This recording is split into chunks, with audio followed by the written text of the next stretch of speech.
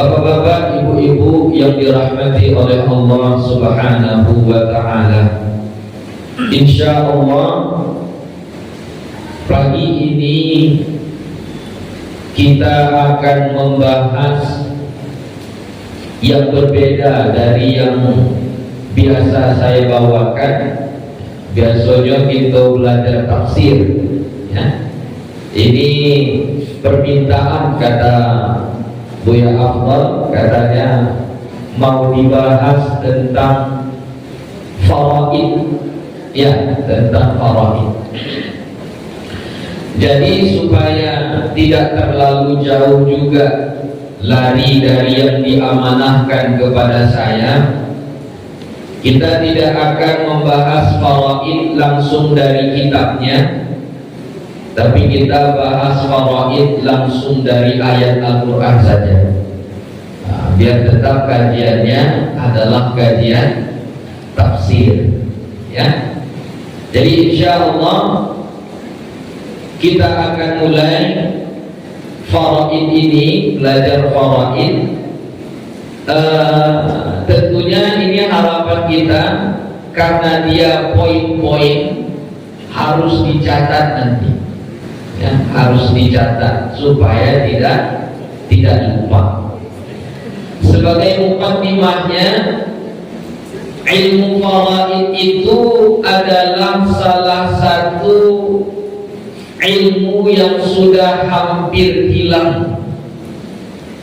Kalau kita survei, mungkin hanya beberapa saja di satu daerah itu yang mengetahui dan paham tentang ilmu faraid. Bahkan tidak usah masyarakat, ustaz-ustaznya saja, buya-buyanya saja, kalau kita tanya kepada mereka tentang faraid, belum tentu mereka bisa menjawabnya. Itu saking hampir hilangnya ilmu faraid. Mungkin mereka tahu, tapi cara membaginya sudah lupa, ya, sudah lupa karena jarang dipraktekkan. Kalau kita tanya ke orang-orang di kampung kita, ya, kita tanyalah di kampung sendiri, mungkin hanya tidak ada, boleh dibilang tidak ada. Kalau di kampung saya tidak ada yang mengerti tentang ilmu faraid. Nanti bapak ibu boleh tanya, di kampung kita itu ada nggak orang yang paham tentang faraid, yang bisa membagi harta warisan sesuai dengan tuntunan yang diajarkan oleh Al-Quran dan Nabi kita Muhammad sallallahu alaihi wasallam.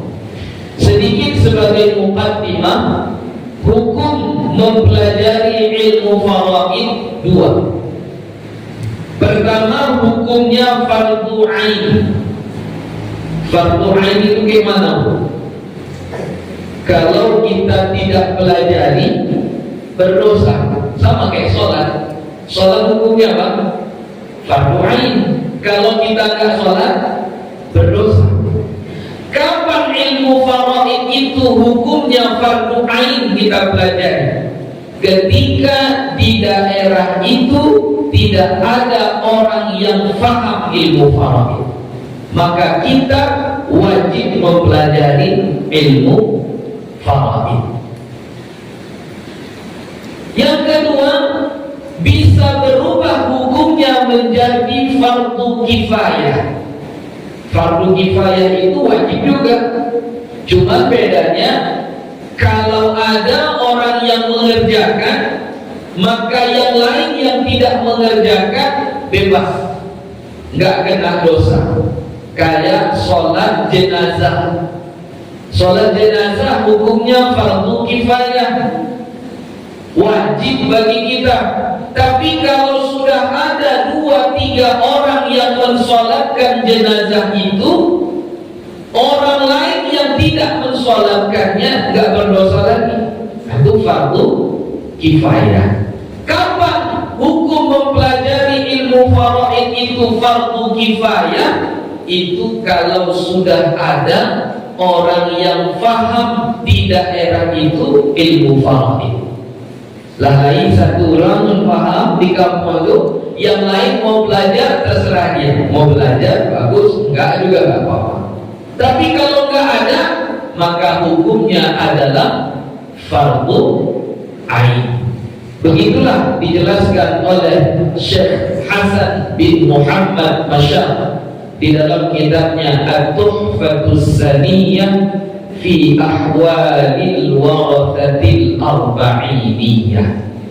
Jadi kita berhusnuzan, mungkin di daerah kita sudah ada yang mahir ilmu faraid, jadi kita ini mengambil hukum fardu kifayahnya, ya.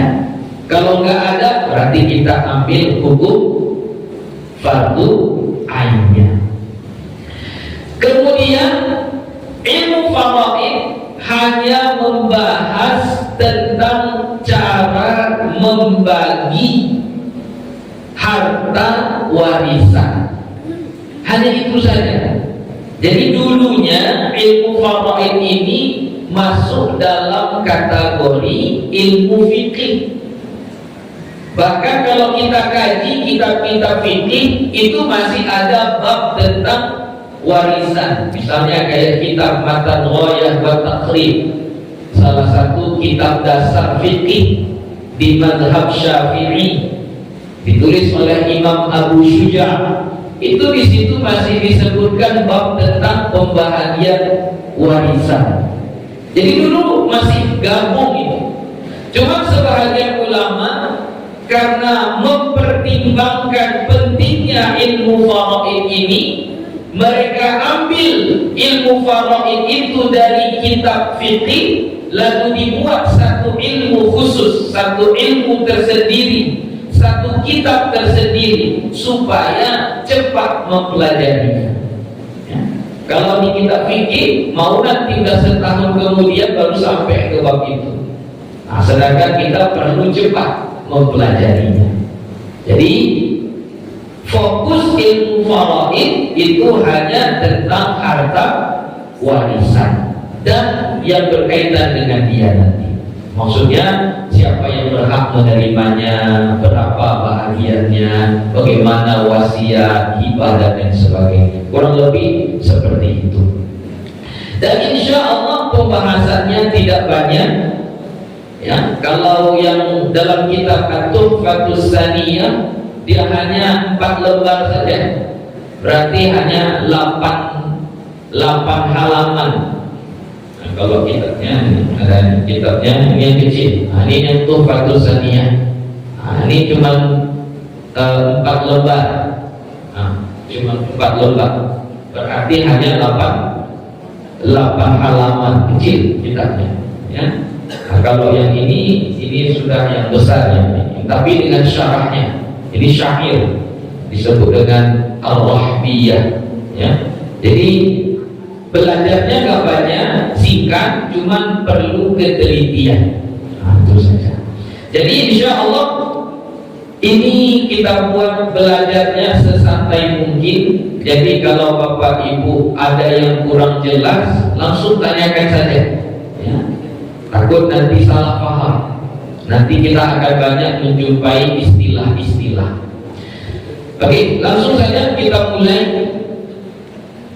Kebanyakan ayat yang menjelaskan tentang faraid itu ada pada surah An-Nisa, ya, pada surah An-Nisa. Kita mulai dari surah An-Nisa ayat ke-7 kalau tidak salah. Ayatnya a'udzu billahi minasyaitonir rajim. Lirrijali nasibum mimma tarakal walidani wal aqrabun walin nisa'i nasibum mimma tarakal walidani wal aqrabun mimma qalla minhu aw kathur nasiban mafruḍa. Itu dulu kita bahasnya. Surah An-Nisa ayat ke-7. Lirijali nasibun, Untuk laki-laki ada bahagiannya. Bahagian apa? Mimma tarakal walidani wal aqrabun, dari harta yang ditinggalkan oleh orang tuanya atau kerabatnya. Kita bahas dulu laki-laki. Jadi laki-laki yang disebut ahli waris itu hanya 15 orang. Ya, yang disebut ahli waris ada berapa orang? 15 orang. Kita buat contohnya. Siapa kita buat yang meninggal dunia? Siapa? Si A. Si A, apa? Si A. Si A ini meninggal dunia. Oke, meninggal dunia. Dia meninggal dunia, maka kita mau membagi harta warisannya. Sebelum kita bagi, kita harus cek terlebih dahulu siapa-siapa ahli warisnya. Jangan kayak orang zaman sekarang. Kalau orang zaman sekarang ada yang meninggal dunia, yang tahu menahu tentang hartanya hanya yang di rumah itu saja, istrinya, anak-anaknya. Bahkan anaknya nggak tahu, istrinya saja yang tahu. Atau sebaliknya, seorang perempuan meninggal dunia, nggak ada yang tahu gimana hartanya, yang tahu cuma suaminya saja. Betul kan? Betul ya. Jadi kalau dalam agama kita tidak seperti itu. Dalam agama kita ketika ada orang meninggal dunia, pertama yang perlu kita lakukan dengan hartanya, satu, keluarkan dari hartanya untuk perlengkapan dia meninggal dunia. Ya, apanya? Kain kafannya, menguburkannya dan lain sebagainya. Kedua, untuk membayar hutangnya. Jadi membayar hutangnya itu dari harta dia. Nggak boleh dari harta anaknya, ya. Oh boleh, nggak apa-apa. Tapi yang paling bagus tetap dari harta dia. Yang ketiga, wasiatnya. Ada nggak wasiat dia? Kalau ada, keluarkan dari hartanya. Yang keempat, nazarnya. Ada nggak nazarnya? Kalau ada, keluarkan dari hartanya. Yang terakhir, baru pembagian harta warisan. Begitu. Nah, kalau mau bagi harta warisan, maka kita harus tuliskan dulu siapa-siapa ahli warisnya. Nggak usah takut. Nggak usah takut kita, wah kalau ditulis semua yang habislah hartanya ini, tak dapat kami lagi. Nggak usah takut. Tulis saja. Ya, tulis saja. Jadi kalau laki-laki itu ada 15 orang saja. Ada 15 orang yang disebut sebagai ahli waris. Pertama, kita mulai ke bawah ya. Ke bawah. Ini dia menikah dengan seseorang, lahirlah anaknya seorang laki-laki. Dalam bahasa Arab disebut ibn. Ya, anak, gimana sebutnya? Anak laki-laki, itulah ya. Oke, kecilkan tulisannya. Nampaknya ya? Anak laki-laki ini ahli waris. Satu, ya. Kedua, sekiranya anak ini menikah, lalu dia punya anak lagi, laki-laki pula. Ini disebut dengan ibnul ibn. Apa itu? Anak laki-laki dari anak laki-laki. Berarti apa namanya? Cucu. Ini cucu laki-laki. Yang dua orang ini ahli waris. Oke, sudah. Naik ke atas. Ini si A ini tentu punya orang tua. Ya, punya orang tua. Ayah. Kita mulai dari laki-laki semuanya ya, laki-laki. Ayah itu dalam bahasa Arab disebut dengan abun.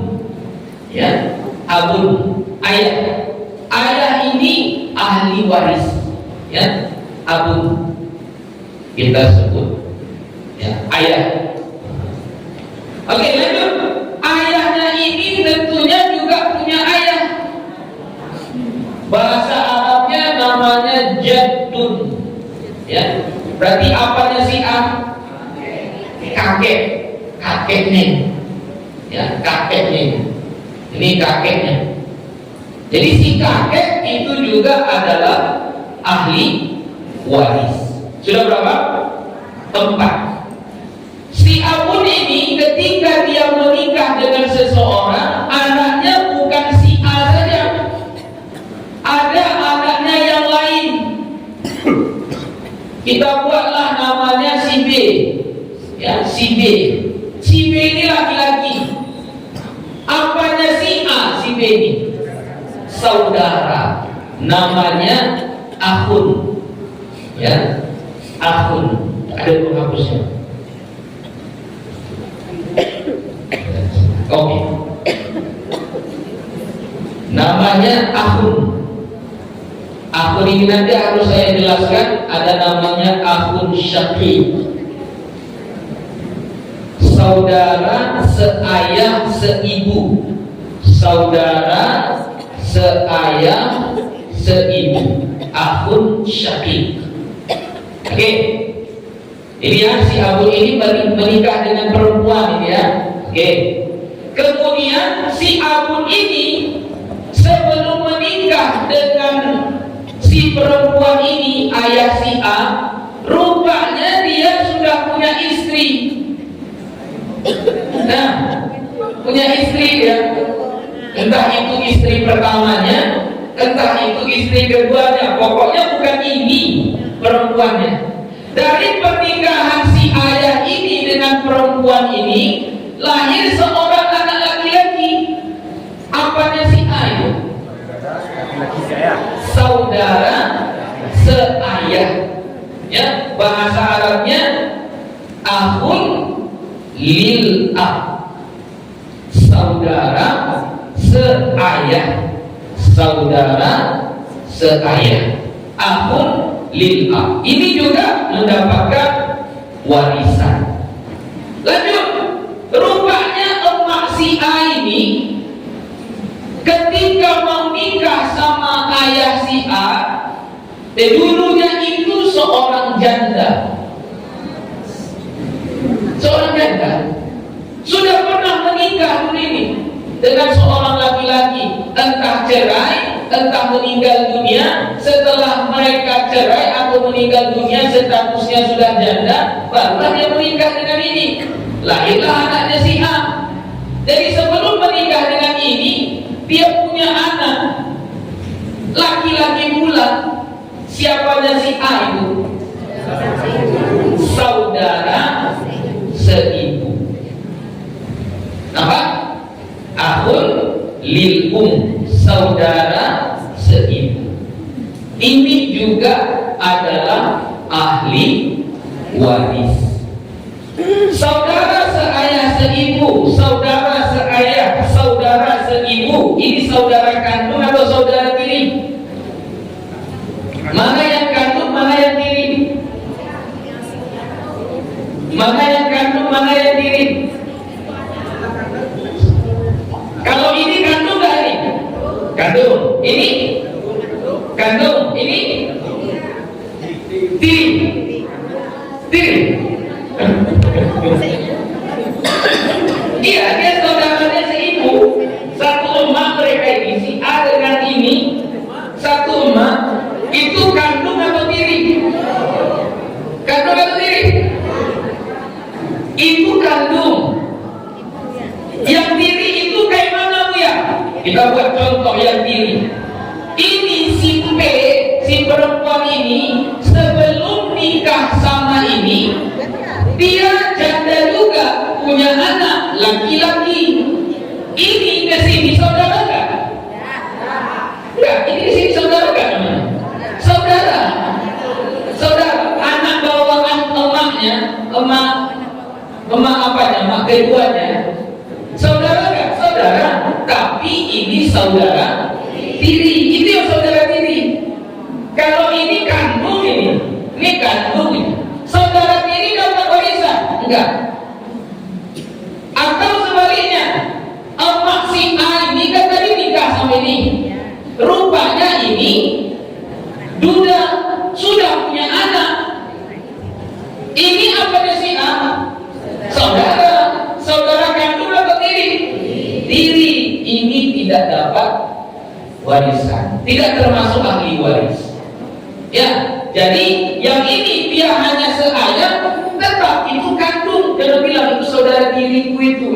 Oh enggak. Kalau masih ada ikatan darahnya, masihlah. Di sini jumpa dengan ayah, di sini jumpa dengan ibu, masih ada ikatan darah, berarti itu kan kandung. Oke, yang tidak masuk ini kita hapus saja. Yang nggak masuk ini kita hapus. Oke, lanjut.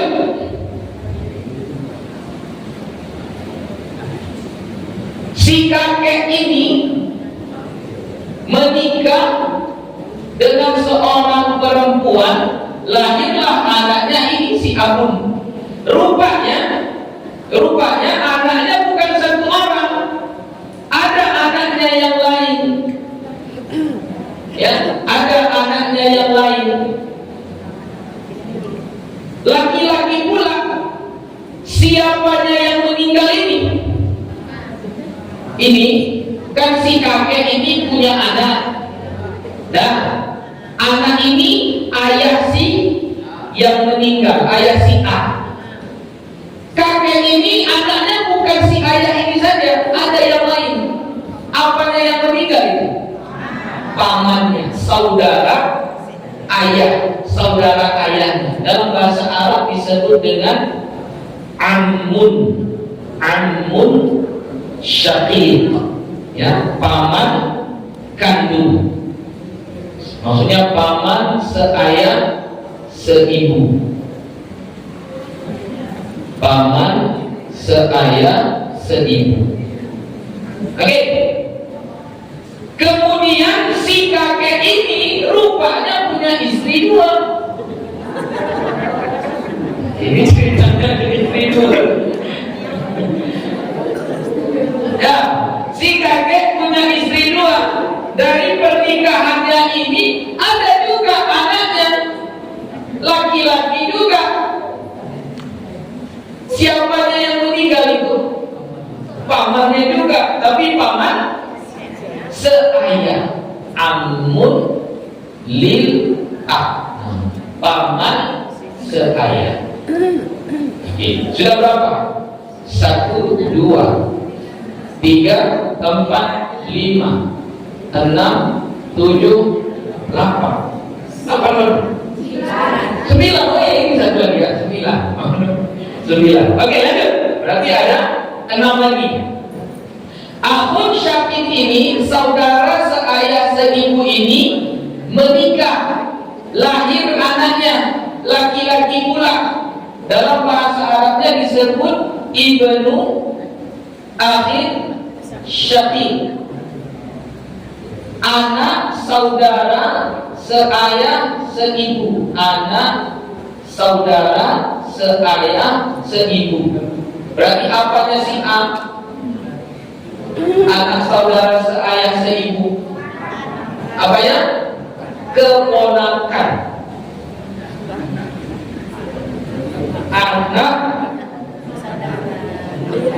Anak saudara seayah. Keponakan, ya, keponakan. Ya, keponakan dia.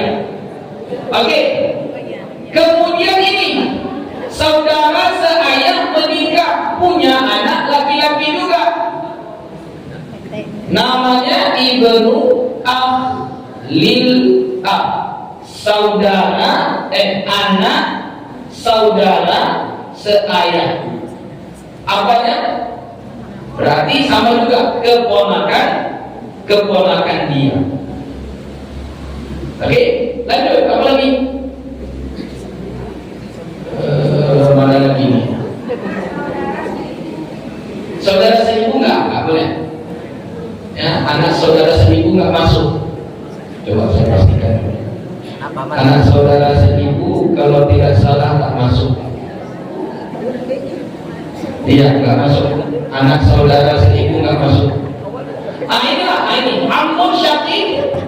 Dia punya anak, anaknya laki-laki, berarti namanya apa?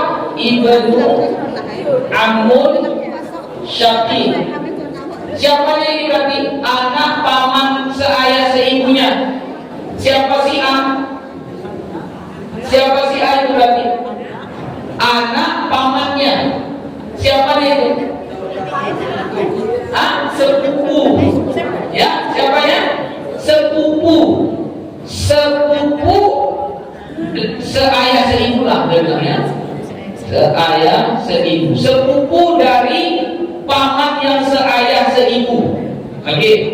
Baru ini juga punya anak. Anaknya laki-laki juga sama. Ya, ini berarti sepupu dari paman seayah, ya. Paman seayah. Ini sepupu dari paman seayah seibu. Baru, ini berarti yang meninggal ini perempuan ini. A-nya ini perempuan ini. Si A ini perempuan, lalu dia ini punya suami. Laki-laki suaminya ini disebut dengan zauj, suami, paksu ya, pak suami. Sudah berapa? 14 kalau nggak salah ini. Kita hitung ya. Anak laki-laki 1,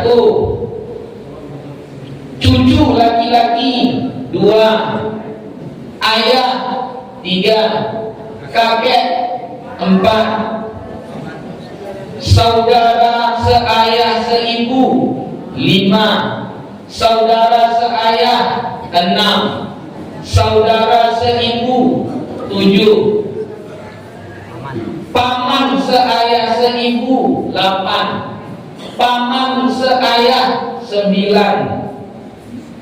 Apa tadi ini? Iya, asal kita apa? Keponakan dari saudara seayah seibu. Kemudian keponakan dari saudara seayah. Kemudian sepupu dari paman, ya, anak dari paman berarti sepupu. Ini 12. Baru anak dari paman seayah. Anak dari paman seayah berarti sepupu juga. Ini 13. Baru suami 14. Ini yang ada ikatan darah. Baru yang ke-15 itu disebut dengan mu'tiq. Mu'tiq itu adalah ternyata si A ini dulunya seorang hamba.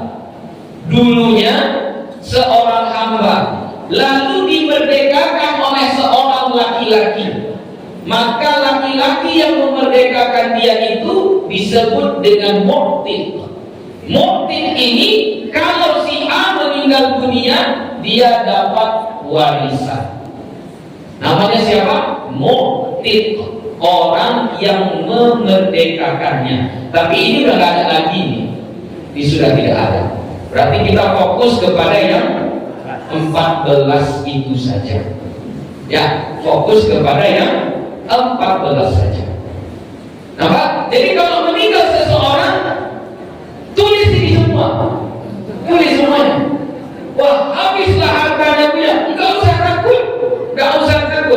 Kalau hidup semuanya ini, yang 14, yang 15 ini hidup semuanya, enggak semuanya dapat. Coba tebak kita dulu. Kalau hidup semuanya ini, yang 15 ini, ada yang 15 ini semua, kira-kira yang dapat warisan berapa orang? Mana-mana yang dapat warisan kira-kira? Hidup semuanya. Hidup semuanya ini, yang 15 ini, hidup semuanya. Kan kita adil, kita dalam agama harus adil. Kalau dia ahli waris, kita tulis, namanya kita tulisin semuanya. Tapi ketika pembagian banyak yang dicoret. Ini nggak dapat. Jadi kira-kira kalau hidup semua yang 15 ini, yang dapat ahli warisan berapa orang? 3. Siapa-siapa aja kira-kira? Suami dapat. Terus anak laki-laki dapat. Terus ayah dapat. Ada lagi lain? Hah? Sudah, yang 3 itu aja dapat. Yang lainnya nggak dapat. Yang lainnya nggak dapat lagi. Berarti kakek nggak dapat lagi. Paman nggak dapat lagi. Siapa lagi? Sepupu nggak dapat lagi. Saudara nggak dapat lagi. Semua nggak dapat. Yang dapat cuma 3 ini saja.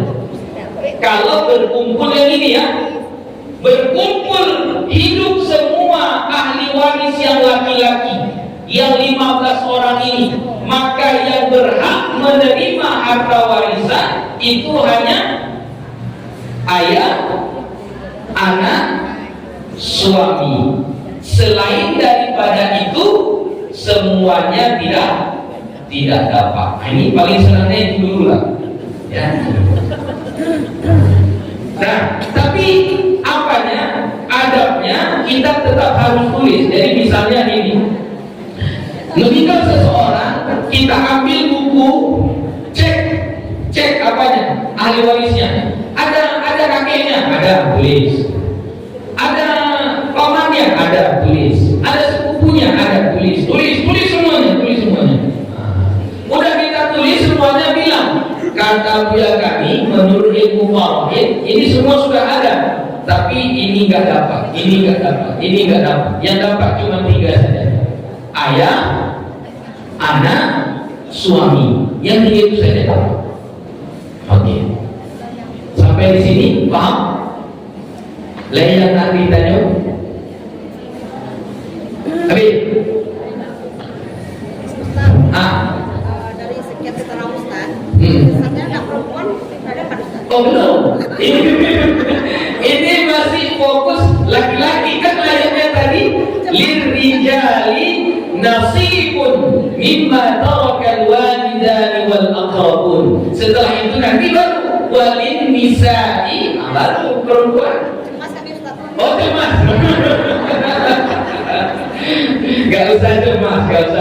Agama kita ini agama yang Islam, salam, ya? Agama yang cinta damai. Insya Allah penuh dengan keadilan. Adil. Jadi pernah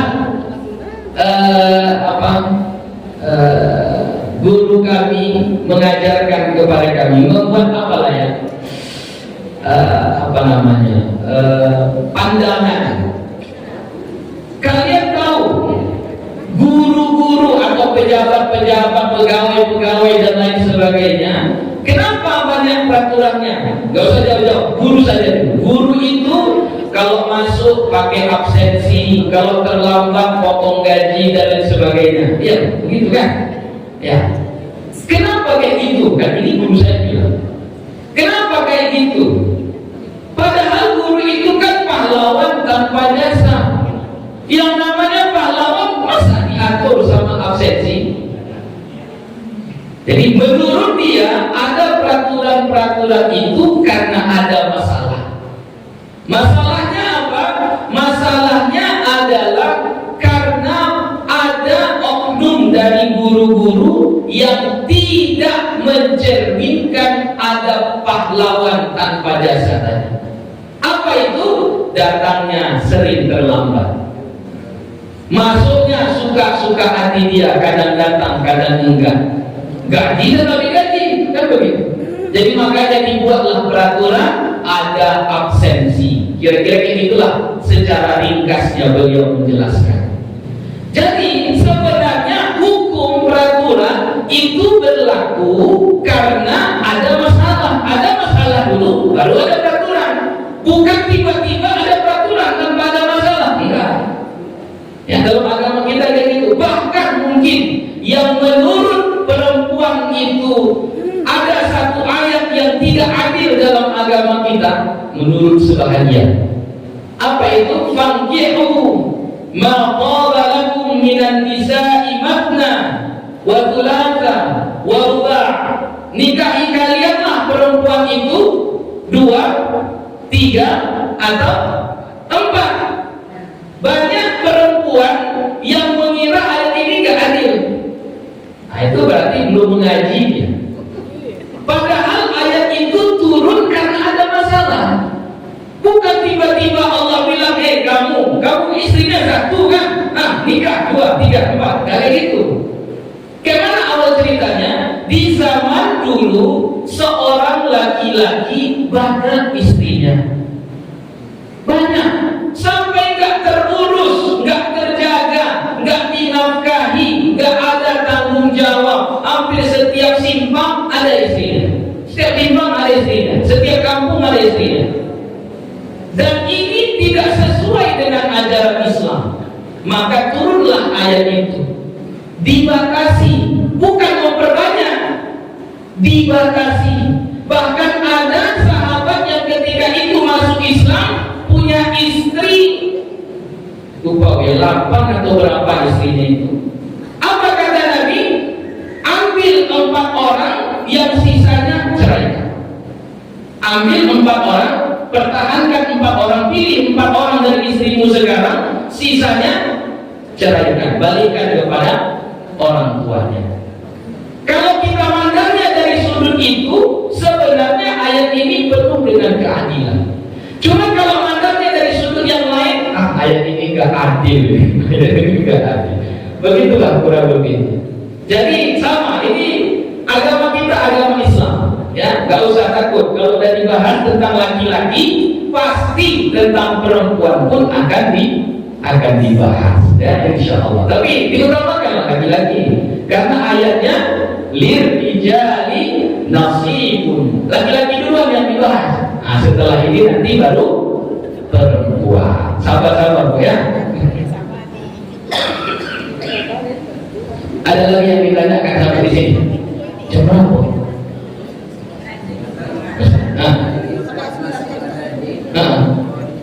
Seluruhnya ada, karena seluruhnya ada yang dapat cuma 3. Ya. Kalau saya tanya dari 3 ini nggak ada, mana pentingnya? Bahwa ada seorang ayah atau ada suami. Oh ya, itu nanti ada kaidah-kaidahnya. Misalnya, ini kakek ini nggak dapat gara-gara apa? Karena ada ayah ini. Ini ada. Jadi ini kan langsung ke sini. Ini langsung. Jadi ini nggak dapat karena masih ada ini. Sama ke bawah ini. Cucu laki-laki ini kenapa nggak dapat? Karena ada anaknya. Kalau cucunya dapat, berarti dia dapat 2 kali lah. Sempat si anak ini, kita buat namanya Abdullah. Abdullah ini punya anak laki-laki 6. Wah, dan kalah ke-6-nya. Dia dapat, anaknya 6 orang dapat, berarti dia dapat 7. Kayak gitu. Jadi ini enggak. Kalau ini ada, semuanya ada, maka dia terhenti sampai yang 3 ini saja. Kalau salah satu dari yang 3 ini tidak ada, maka berpotensi yang lain bisa ada. Terutama yang paling kuat ini.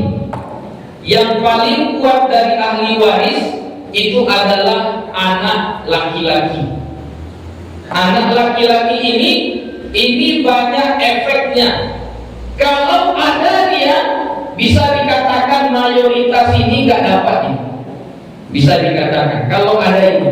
Tapi kalau nggak ada ini membuka peluang yang lain bisa dapat. Nah, ini anak laki-laki. Makanya orang zaman dulu itu pengen punya anak laki-laki. Pengen punya anak laki-laki. Salah satunya menyambung keturunannya. Yang kedua, supaya hartanya itu tidak pergi kemana-mana, hanya untuk keluarganya saja. Begitu. Nah, nanti akan dikasih tahu. Ada lagi? Habis lagi. Kita masuk yang perempuan. Sempat lagi Pak ya? Sempat insya Allah ya.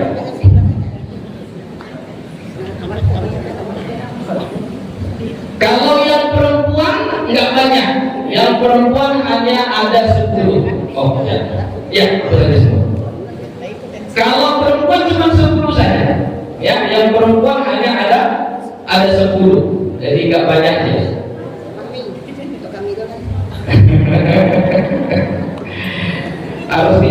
betul-betul Bu ya, harus dicatat. Oke. Ya, berarti yang meninggal ini sekarang laki-laki. Ya, yang meninggal si A ini laki-laki, Aisyah. Tadi kalau A yang meninggal perempuan, kembali. Tadi yang meninggal si A perempuan, namanya Aisyah. Kalau ini yang meninggal si A namanya Abdullah. Si A meninggal dunia. Okay. Kalau si A meninggal dunia, si A ini tadi laki-laki atau perempuan? Laki-laki, ya, laki-laki. Kita jelaskan saja ini laki-laki atau kita tulis namanya saja, Abdullah, ya. Si Abdullah ini meninggal dunia. Lalu dia punya seorang anak perempuan. Tadi kan laki-laki ya, ini perempuan. Anak perempuan disebut dengan bintun, ya, anak perempuan. Ya, bintun, anak perempuan. Sudah. Kalau yang laki-laki tadi, anaknya punya anak masih dapat. Tapi kalau ini si anak perempuan punya anak lagi, dapat atau tidak? Tak dapat. Oke? Gue ulangi lagi. Tadi anaknya laki-laki. Si anak itu punya anak lagi, cucu dia, cucu yang meninggal. Itu masih dapat. Tapi kalau anaknya perempuan, anaknya ini punya anak lagi, maka tidak dapat. Cucunya itu gak dapat. Tidak termasuk ahli waris. Ya, berbeda. Si A tadi punya anak laki-laki. Apa anak laki-laki? Ibn. Ya, ibn, anak laki-laki. Ini tidak kita hitung ya, tapi memberi jalur.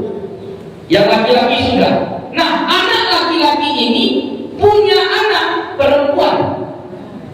Ya, tadi anaknya laki-laki. Ini anaknya perempuan. Disebut dengan bintul ibn. Anak perempuan dari anak laki-laki. Berarti cucu perempuan dari anak laki-laki. Cucu perempuan dari anak laki-laki. Ini dapat? Dapat.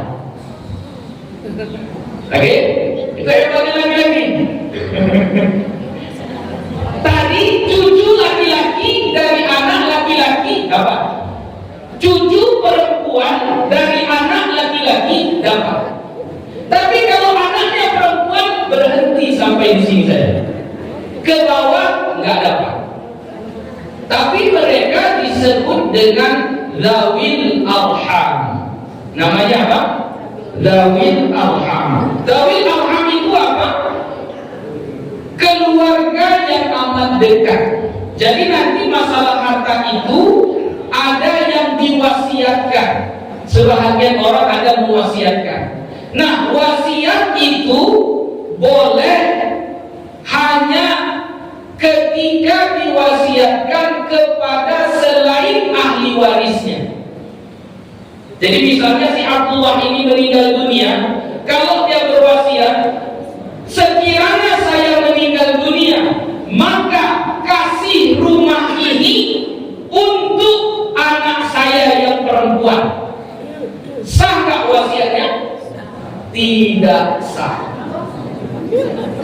Saya ulangi lagi, wasiat tidak sah kalau ke ahli waris. Paham? Saya ulangi lagi kata-katanya supaya jangan salah paham. Wasiat tidak sah kalau ke ahli waris. Jadi nggak bisa. Kalau saya meninggal dunia, itu kan wasiat. Kalau sudah dibilang kalau saya meninggal dunia, itu wasiat namanya. Kalau saya meninggal dunia, maka sawah yang 1 hektar di sana itu untuk istri saya, misalnya. Sah begitu? Tidak sah. Kenapa? Istri ahli waris. ahli waris tidak boleh menerima wasiat. Kenapa nggak boleh, Bu ya? Karena kalau ahli waris boleh menerima wasiat, maka nanti dia dapat dua bagian. Satu bagian wasiat, satu bagian pembahagian warisan. Nggak adil, nggak boleh. Jadi wasiat boleh kepada siapa, Bu ya? Boleh kepada selain ahli waris.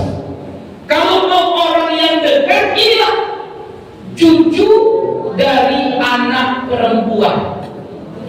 Kalau saya meninggal dunia, rumah ini untuk cucu saya yang dari anak perempuan saya. Sah begitu? Sah. Tapi ada syarat kedua. Jika wasiatnya tidak melebihi kadar 1/3. Tidak melebihi kadar 1/3. Udahlah, hartanya cuma rumah saja. Rumah pula diwasiatkan jauh ini, tak boleh. Yang boleh diwasiatkan hanya sekadar 1/3 dari hartanya, nggak boleh lebih. Boleh kepada selain keluarganya, ya boleh. Kalau saya meninggal dunia, maka rumah ini saya berikan kepada orang yang hafal Quran yang di kampung kita itu, kasih sama dia rumah ini. Boleh pasti kayak gitu? Boleh.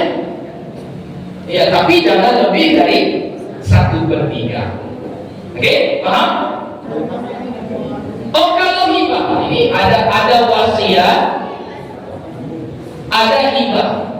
Apa beda wasiat dengan hibah?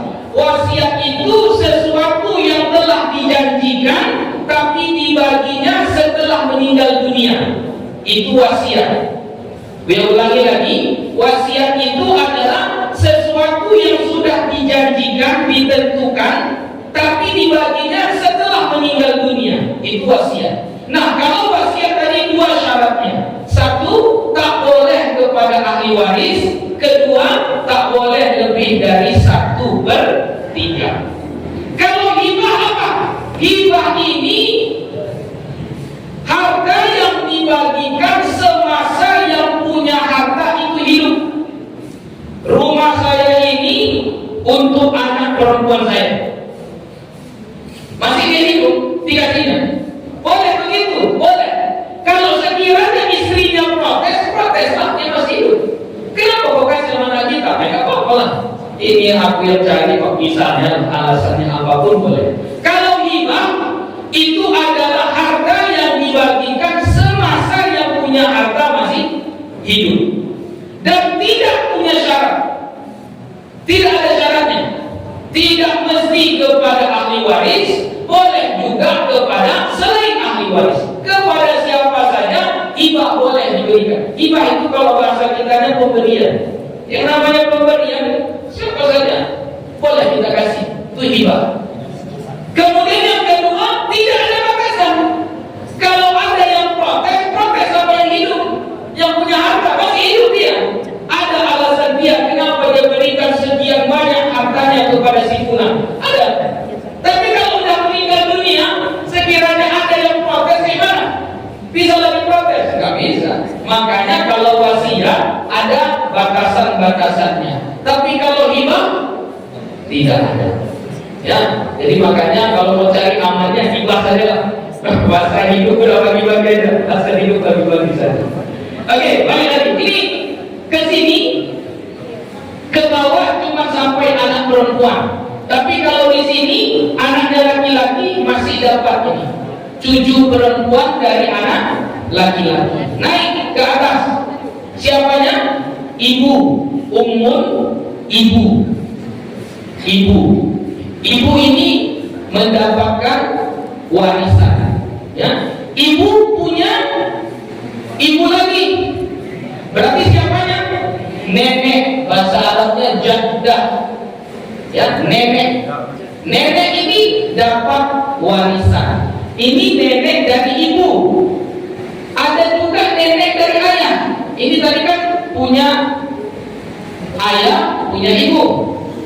Dari ayah ini ada juga neneknya, ya kan?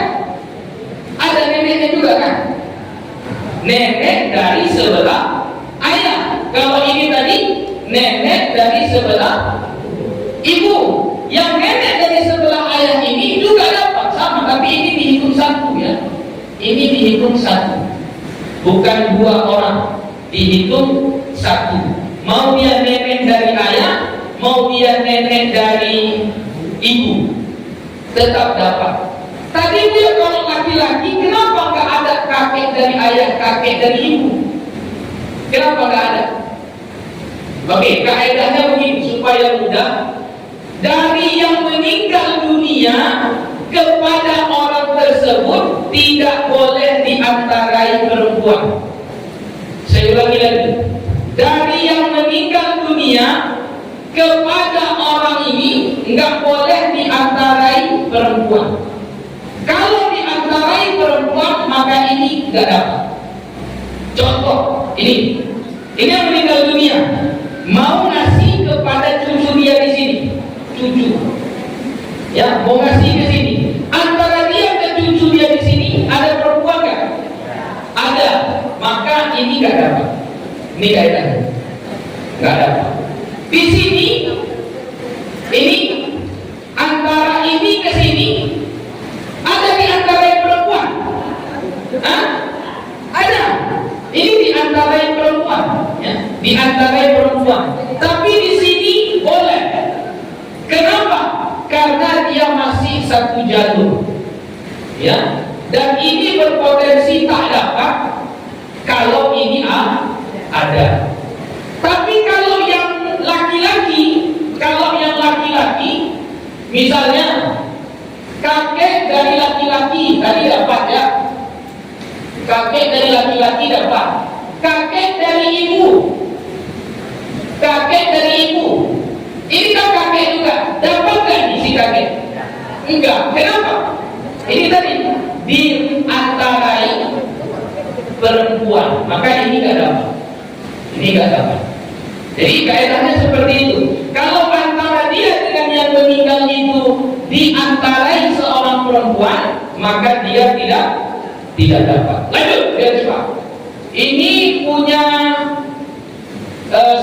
ini menikah, anaknya Abdullah, kemudian ada anaknya perempuan, namanya ukhtun syaqiqah. Apa itu ukhtun syaqiqah? Anak perempuan, bukan, saudara.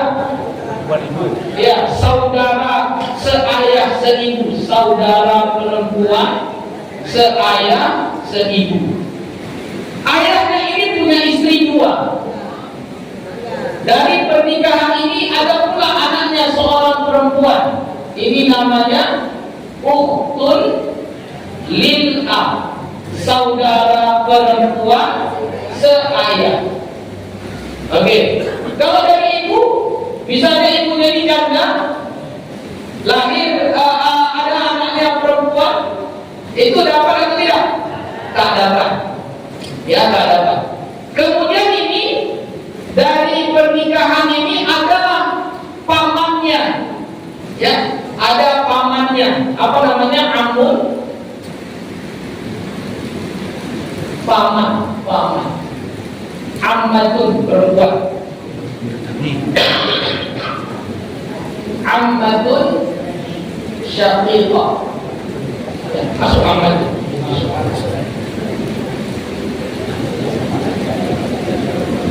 Enggak masuk ini. Karena sudah dipisah, enggak masuk. Ya. Ini sudah berapa ini dulu? 1, 2,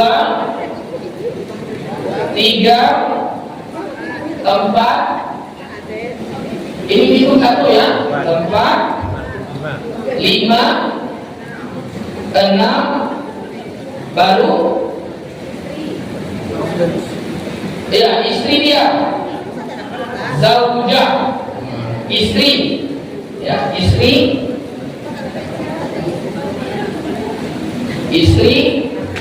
kemudian ukhtun lil dapat juga, ukhtun lil dapat juga rupanya ini, ukhtun lil saudara perempuan seibu. Ini dapat juga, berarti ini nomor 7 ya, nomor 7.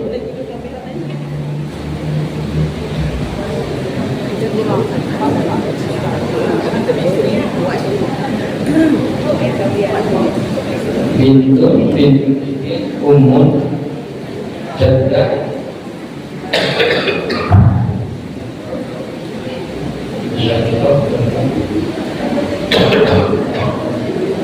Zaujah ini 8. Zaujah 8. Berarti ini dihitung 2 ya. Ini dihitung 2. Dihitung 2 9. Baru yang terakhir mu'tiqah. Mu'tiqah ini berarti si Abdullah ini dulu seorang hamba, lalu meninggal dimerdekakan oleh seseorang, maka ini termasuk juga ahli warisnya. Tapi ini tidak berlaku nanti karena nggak ada lagi. Jadi ada 10 anak perempuan, cucu perempuan dari anak laki-laki, ibu, nenek dari sebelah ibu, baru nenek dari sebelah ayah, baru saudari seayah seibu, saudari seibu, saudari seayah, saudari seibu, istri, kemudian mu'tiqah. Ada 10. Kalau yang 10 ini ada semua, yang 10 ini ada semua, maka ini yang perempuan saja ya, yang laki-laki nggak ada. Hanya yang perempuan saja. 10-10-nya ada. Maka yang mendapatkan warisan 5 orang. Yang mendapatkan warisan 5 orang. Siapa kira-kira? Istri nomor 1 ya. Oke. Sebenarnya nomor 1 ke bawah. Yang nomor 1 itu bintul, anak perempuan. Nomor 2 cucu perempuan dari anak laki-laki. Ketiga istri. Keempat ibu. Kelima nenek, karena bapak sudah ada ibunya. Kelima saudari seayah seibu. Lagi kalau ahli waris yang perempuan ini semuanya hidup, nggak ada laki-laki, semuanya perempuan, maka yang mendapat harta warisan 5 orang. Bintun, anak perempuan. Kedua bintul ibin, cucu perempuan dari anak laki-laki. Ketiga zaujatun, istri. Keempat ummun, ibu. Kelima ukhtun syaqiqah, saudara perempuan seayah seibu. 5. Oke. Terakhir, kalau kumpul semuanya yang 25 orang itu, 15 laki-laki, 10 perempuan, 25 orang itu hidup semuanya, ada semuanya. Yang mendapatkan warisan berapa orang? Hah? 8. Berapa orang yang dapat warisan kira-kira? Cuma 5 orang. Kalau yang 25 itu hidup, makanya lo bilang tadi, gak usah takut, tulis saja semuanya. Kalau dia ahli waris, didata saja. Ini ahli warisnya, tapi mohon maaf gak dapat, kan gitu. Ya, data saja, gak apa-apa. Kalau hidup yang 25 orang itu, maka yang mendapat harta warisan cuma 5 orang saja. Siapa itu? Nomor 1 ibin, anak laki-laki. Nomor 2 bintun, anak perempuan. Nomor 3 abun, ayah. Nomor 4 ummun, ibu. Nomor 5 salah satu dari suami atau zaujah, istri. Cuma yang 5 ini saja yang dapat.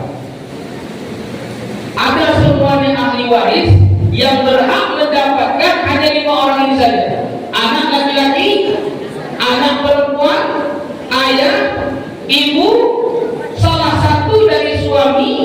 atau istri. Oke? Yang lain nggak dapat. Enak kan? Itulah agama kita. Oke? Hah? Dapat? Kenapa istri nomor 5? Jadi sebenarnya ini hanya nomor saja, Bu. Mau dapat buat nomor 1 pun nggak apa-apa juga. Tapi kenapa punya buat yang nomor 1 anak laki-laki? Karena yang berpengaruh dalam pembahagian harta warisan itu anak. Kalau istri, dia nggak mempengaruhi ahli waris yang lain. Misalnya istrinya ada, saudara kandungnya ada, saudara seibunya ada, saudara seayahnya ada, tapi anaknya nggak ada, maka saudara itu berpotensi mendapatkan harta warisan walaupun istrinya ada. Tapi kalau anak laki-lakinya ada, saudara nggak ada, itu pasti nggak dapat. Jadi makanya dibuat anak yang nomor 1 karena dia yang paling kuat. Yang paling kuat itu dia. Ada lagi yang lain?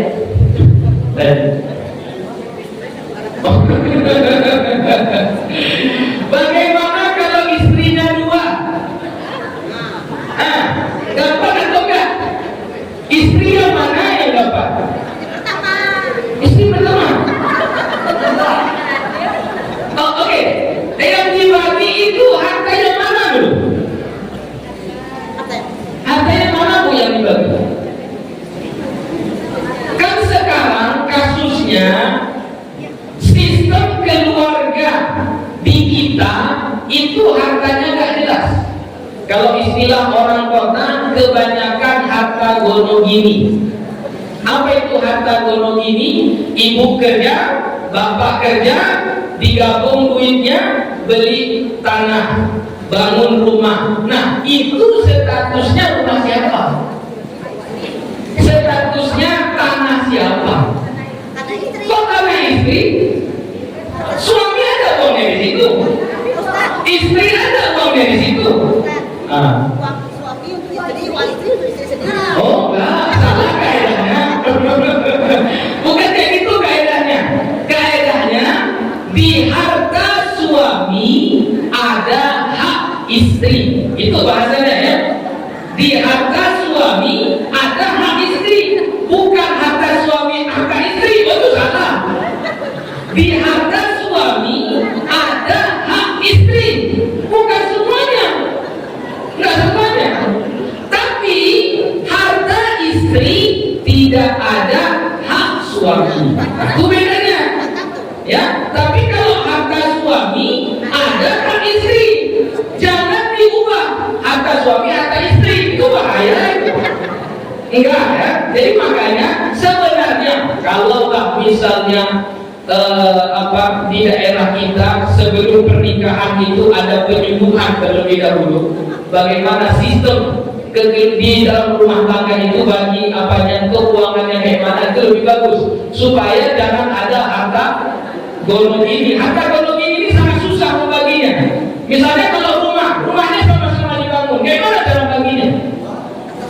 Terpaksa susah lah, diagak-agak saja lah, agak-agak untuk yang uang yang terpakai dari harta dari gaji si perempuan berapa keluarkan, paling kayak gitu jadinya susah ya. Jadi makanya kalau istrinya 2 bagaimana? Dapat dua-duanya tapi dihitung 1. Istrinya 4 dapat 4-4-nya tapi dihitung 1. Bagi 4, dia 1 bahagia tapi bagi 4. 1 bahagia tapi bagi 4. Berbeda sama anak perempuan, berbeda dia. Kalau dia 1 orang dapat setengah, kalau dia 2 orang dapat 2/3, berubah bagiannya. Kalau istri mau 1 orang, mau 2 orang, mau 3 orang, mau 4 orang, tetap segitu, nggak ada berubah.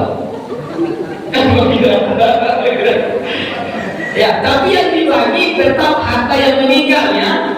Nggak boleh harta yang digarap bersama dengan istri pertama misalnya. Nggak boleh, harus dikasih dulu kepada istri yang pertama hak dia. Sisanya itu yang dibagi untuk istri kedua, ketiga dan keempat. Begitu.